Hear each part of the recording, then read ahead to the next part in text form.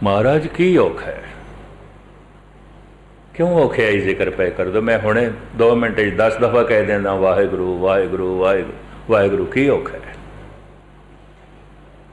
नहीं, बहुत औख है, बहुत औख है।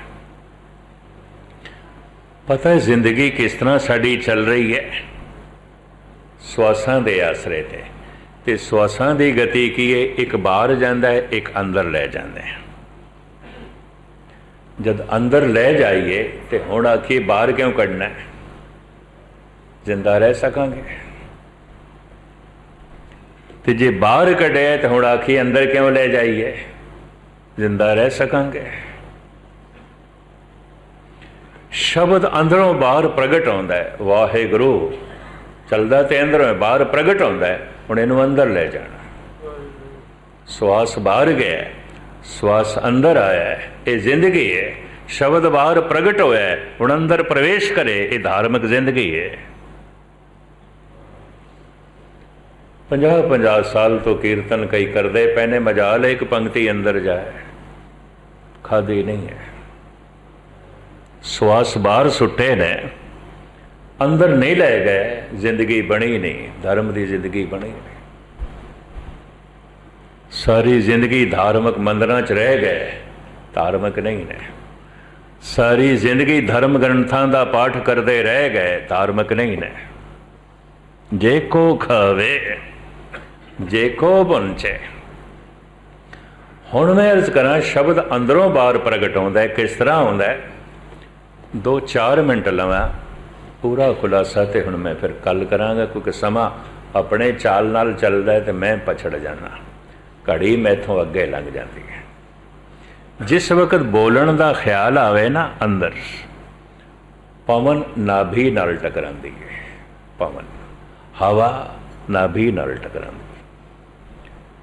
पता है भारत विच नाभि नूं की कहंदे ने, धर्म ग्रंथां विच नाभि नूं की कहंदे ने? धुनी। ते धुनी दे अखरी अर्थ की ने? जिथों धुन उठदी है, धुन उठदी है, धुनी। धुन नूं जबान प्रगट कर दिए, उठदी है धुनी तो है, नाभि तो है। इस नाल ते हुण साइंटिस्ट सहमत ने। जबान ते सिर्फ प्रगट कर दी है, जबान तो उठदी नहीं है, इतनी भी मर्ज करते हैं।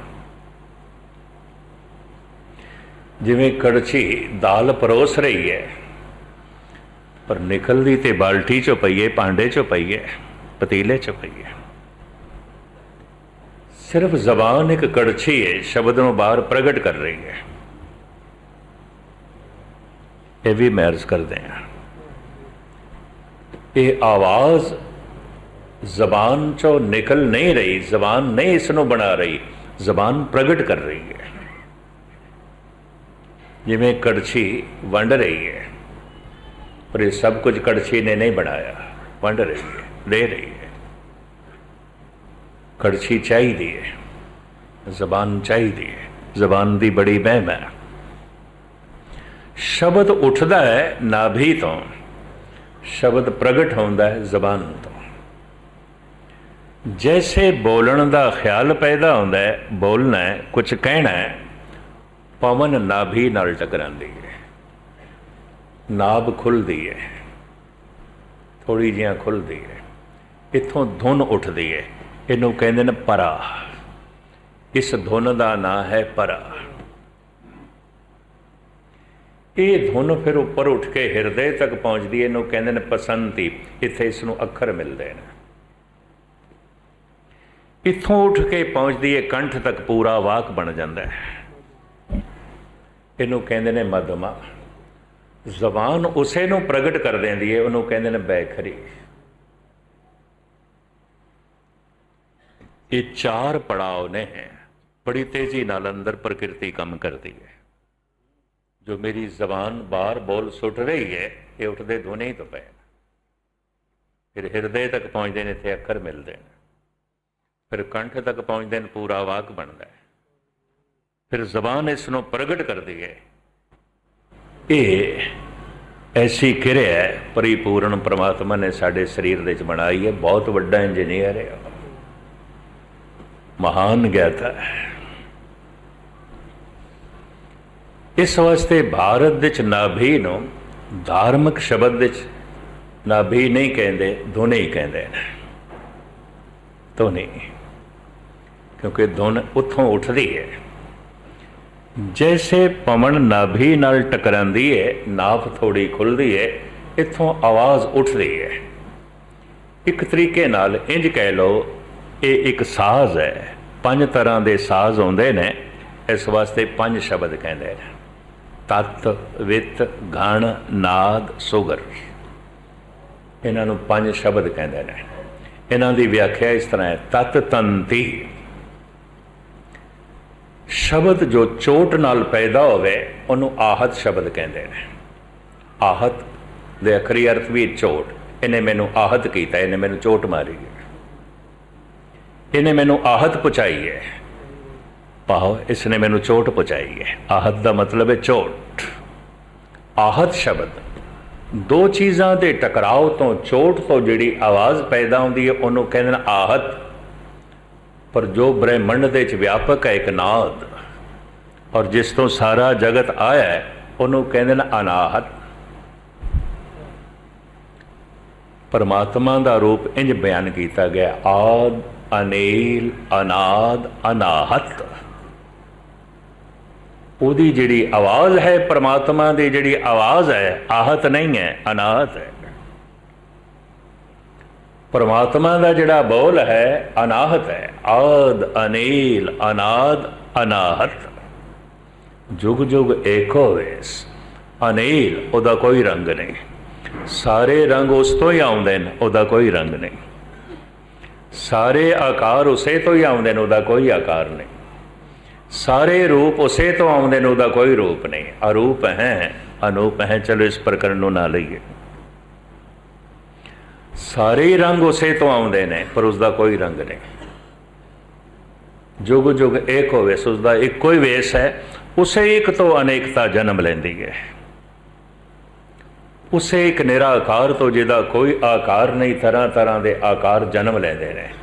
उसे एक निराकार तो जिसका कोई रंग रूप नहीं, तरह तरह के रूप जन्म लेंदे ने, तरह तरह के रंग जन्म लेंदे ने। आहत शब्द जो दो चीज़ों के टकराव तो पैदा होवे, तत्, तंती साजां तो, सितार है, बीना है, रबाब है, दिलरुबा है, सरंगी है, वायलिन है। तंती साजां तो टकराव तो जिहड़ी आवाज़ पैदा होती है, इनू तत् शब्द कहते हैं। वित चरम का, चमड़े दे मड़े हुए साज, ढोलक है, मंजीर है, तबला है, मरदंग है, ढब है, इनू वित शब्द कहते हैं। तत् तंती वित चरम का, घण का सी का जान। धातुआं नाल धातुआं टकरावन, जिहड़े छैणे आउंदे ने, खड़तालां ने। पित्तल नाल पित्तल टकराए, तांबे नाल तांबा टकराए, लोहे नाल लोहा टकराए, जो आवाज़ पैदा होती है, इनू घण शब्द कहते हैं। नाद शब्द घट को कहें, घड़े दे उत्ते थाप देंदे ने। साजां दे विच इह भी वरतिया जांदा है। उपर ही थाप मार के विचों आवाज़ पैदा होती है, इनू नाद शब्द कहते हैं। नाद शब्द घट को कहें, सुगर श्वास पहचान। जो श्वासां नाल, पवन दे फूकण नाल वजदे होण। शहनाई है, मुरली है, संख है, नरसिंगा है, ये तो फूकण नाल वगदे ने। यह हारमोनीयम है, यह भी हवा देनी पैंदी। हवा ना दो, सुरां दे चों आवाज़ नहीं निकलेगी। असी जो बोलते हैं, साडे कोल सुगर शब्द है। पवन नाभि नाल टकरांदी है, नाभ थोड़ी जिहां खुलदी है, उथों धुन उठदी है, उहनूं कहंदे ने परा। परा धुन ते उठी है अखरां तो बिना, धुन ते उठी है वाक तो बिना। धुन तो उठी है, सिर्फ धुन है। इस वास्ते इनू धुनी कहते हैं। हिरदे तक वो धुन पहुंची, अखर मिल गए। इनू कहते ने पसंती, पसंती बाणी। फिर वो छेती कंठ तक पहुँचती है, पूरा वाक बन जाता है, इनू कहते हैं मधमा बाणी। फिर जबान उसनों बयान कर देंदी है, इनू कहते हैं बैखरी। वाहेगुरु, ऐसा मेरे अंदर फुरना पैदा होया, पाउण नाभि नाल टकराई, पर आ पसंती मधमा बन के जबान ने बाहर प्रगट कर दी। वाहेगुरु, ये हुण भोजन बन गया। हुण इसनों शब्द नूं वापस लै जाना है। हुण वापस किस तरह लै जाइए? आपदी ज्ञात लई अर्ज करा, जिस द्वार दे राही ये बाहर प्रगट होया है, मार्ग ते उही इस नूं वापस लै जाना। जिवें घर दे जिस दरवाजे चों असीं लंघ के आए हां, हुण घर दे च प्रवेश करांगे उसे दरवाजे दे राही। द्वार इक्को ही है, जैसे गुरुद्वारे का दरवाजा बाहर, जिस तो आया बाहर भी उसे राही जावांगे। शब्द प्रगट होया है बाहर, बैखरी मधमा पसंती परा। हुण इसनूं सुनना है, इस बैखरी नूं सुनना है ते वापस लै जाना है। हुण मैं अर्ज करा, वापस लै जाण दा भी उही ढंग है, मार्ग उही है। इसनों कबीर ने कहा, उल्टी गंगा जमन मिलाओ। जमन जिथों गंगा जमी है, उत्पन्न होंदी है, उन्होंने गंगोत्री कहते हैं। मुआवन जिथों दरिया निकलता है, जिथों दरिया प्रगट होता है, जिथों गंगा प्रगट हुई है, गंगोत्री ही। और कबीर कहते इन्हों पलटा के जिथों निकली उत्थे ले जाना है। किसी भी दरिया नूं उत्थे ले जाना जिथों प्रगट होया है। अज तक तो नहीं होया, अज तक तो नहीं होया। इन्ने दरिया जमीन ते वगदे ने, जिथों निकलते हैं पलटा के ले जा सकते हैं। उत्थों उचाइयां तो निकलते हैं, बुलंदियां तो निकलते हैं, तो पानी निवाण की तरफ जाता है। भारत के करीबन सारे दरिया हिमालय तो आते हैं, पहाड़ों तो आते हैं, थल्ले की तरफ। वापस किवें ले जाइए? जिथों निकले ने हुण उत्थे ले जाइए। ये धुन जिथों प्रगट हुई है, किथों प्रगट हुई है? नाभि तो, धुनी तो, इन्हूं उत्थे ही ले जाना है। उल्टी गंगा जमन मिलाओ। बस ऐ काम औखा है, आखण औखा साचा नाम। जिस दिन करोगे ना, दुनिया च कोई काम इतना औखा नहीं जितना ये है। माउंट एवरेस्ट पे चढ़ जाना भी सौखा है, काम औखा है। चंद्रमा तक पहुंच जाना भी कोई इतना औखा नहीं है। धुन नो धुनी तक पहुँचाना औखा है।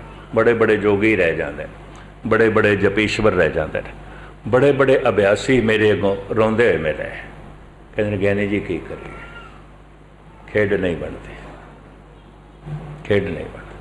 तड़पते हुए मिले ने, रोंदे हुए मिले ने।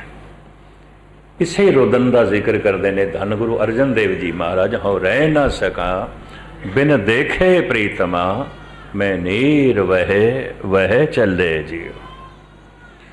ये जब धुन वापस जाती है तो जो कुछ स्टेजा बनदियां ने, अवस्थावां बनदियां ने, मैं इन्हां दा जिक्र करना चाहता सी, पर भूमिका दे उथानका च ही मैं सारा समा लै गया। एक एक अवस्था बड़ी महान है। जिमें ये धुनी तो, नाभि तो धुन उठी, इन्हां दे नाम ने परा, पसंती, मधमा, बैखरी। जदे धुन वापस जावे, मधमा, पसंती ते बैखरी बने, फिर भी कुछ अपनिया अवस्थावां ने उन्होंने भगतां ने नाम दिते हैं। उहदा बकायदा जिक्र है। और उस जिक्र तो उन्होंने सुन के अभ्यासी अंदाज़ा ला सकता है मैं कित्थे तक पहुँचे। जिवें शरीर नूं वेख के सानू अंदाज़ा लग जाता है ये जवान है, ये हुण बुढ़ेपे तक चला गया, ये तो अजे बच्चा है।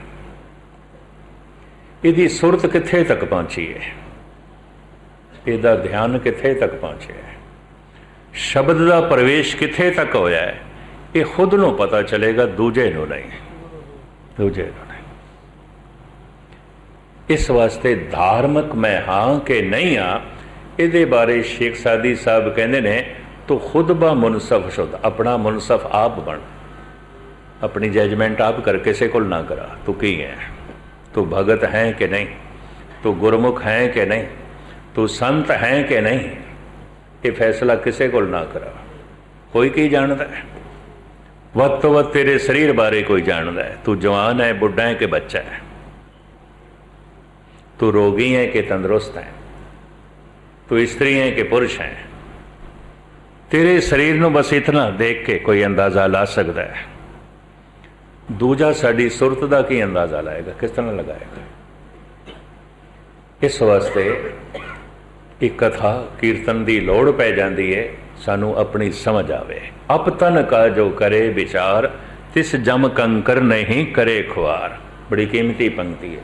जो अपने विचार आप करता है कि मैं की हाँ, मैं की हाँ और मैं कित्थे हाँ। बदकिस्मती है, मनुख दूजियां तो फैसले करांदा है और दूजियां नूं दिखाण की कोशिश करता है। वो दिखावा ही दिखावा हुंदा है, अंदर दी दुनिया नहीं है, कुछ भी नहीं होता। दूजे फैसला करन, मैं ज्ञानी हाँ, मैं सुंदर कीर्तनी हाँ, मैं अच्छा पाठ कर लेना, मैं बहुत वड्डा दानी हाँ, मैं बहुत वड्डी सेवा कर लेना, और दुनिया वाह वाह करे, बंदे की चाहत आउंदी है। मैं तो ये चाहत उन्होंने बंदियां की भी देखी है, हैरान हो गए जो बिरध हो गए ने, 80-85 साल के हो गए ने, जप भी बड़ा करते हैं, बाणी भी बड़ी पढ़ते हैं, पर अजे भी अंदर उमंग ये है। लोकी गुरमुख आखन, ब्रह्म ज्ञानी आखन, लोकी आखन अमृत वेले उठता है, लोगों की प्रसन्नता वास्ते, लोकी खुश होवन, लोकी वाह वाह करन। ये अवस्था पता की बनानी पैंदी है? कोई भला कहो भावें बुरा कहो, हम तन दियो है डार। गुरु रामदास। कोई मतलब नहीं 10 बंदे भला भला आखते पैना, कोई मतलब नहीं 10 बुरा बुरा आखते पैना। मैं की हाँ? कोई बुरा बुरा आखरे, इतनी बुरी गल नहीं है, मैं बुरा ना होवा, बस गल इतनी है। कोई भला भला आखदा पे आखे पे, मैं देखा मैं भला हाँ कि नहीं। अप तन का जो करे विचार। इथों धर्म की यात्रा शुरू होती है। ये जड़ियाँ स्टेजां ने, परा, पसंती, मधमा, बैखरी, मैं कोशिश करांगा कल धन गुरु ग्रंथ साहब जी महाराज मैनू तौफीक देन, समर्था देन।